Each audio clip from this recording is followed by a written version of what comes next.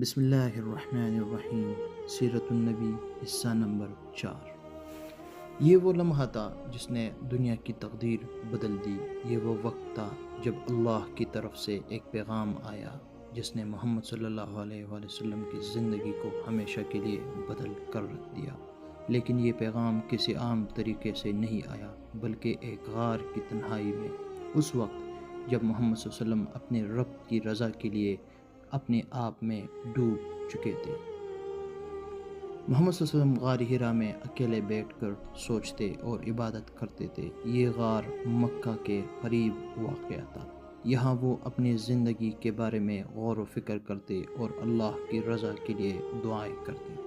یہ وہ لمحہ تھا جب اللہ نے محمد صلی اللہ علیہ وسلم کو اپنی رہنمائی کے لیے منتخب کیا۔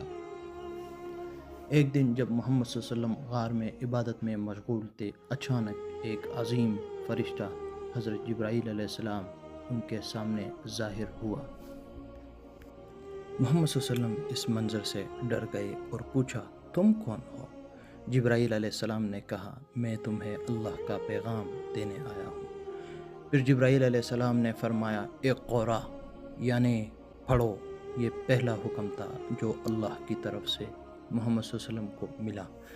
یہ ایک ایسا لمحہ تھا جس کی گونج نہ صرف مکہ میں بلکہ پوری دنیا میں سنا دی۔ حضرت محمد صلی اللہ علیہ وسلم حیرت میں تھے۔ پھر جبرائیل علیہ السلام نے فرمایا، خلق الانسان من علق، یعنی انسان کو خون کے لوتھڑے سے پیدا کیا گیا ہے۔ محمد صلی اللہ علیہ وسلم خوف کے مارے غار سے باہر نکلے اور سیدھے حضرت خدیجہ رضی اللہ عنہا کے پاس پہنچے۔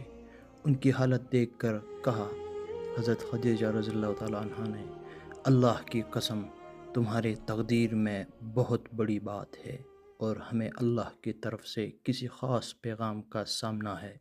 حضرت خدیجہ رضی اللہ عنہا نے محمد صلی اللہ علیہ وسلم کو تسلی دی اور انہیں لے گئے حضرت ورقہ بن نوفل کے پاس۔ حضرت ورقہ نے محمد صلی اللہ علیہ وآلہ وسلم کی بات سنی اور فوراً کہا، یہ وہی فرشتہ ہے جو حضرت موسیٰ علیہ السلام پر آیا تھا۔ انہوں نے کہا، تم پر جو وحی آئی ہے وہ اللہ کی طرف سے ہے۔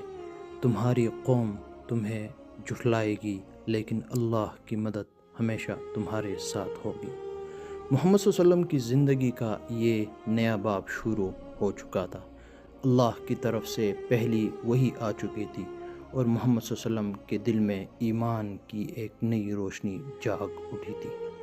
انشاءاللہ باقی قسط میں ہم وحی کے بعد محمد صلی اللہ علیہ وسلم کی زندگی میں کیا تبدیلیاں آئی اور کیسے اللہ کی رہنمائی ان کی قوت اور عزم کو مزید بڑھاتی چلی گئی، اس کے بارے میں بیان کریں گے۔ فی الحال السلام علیکم ورحمۃ اللہ وبرکاتہ۔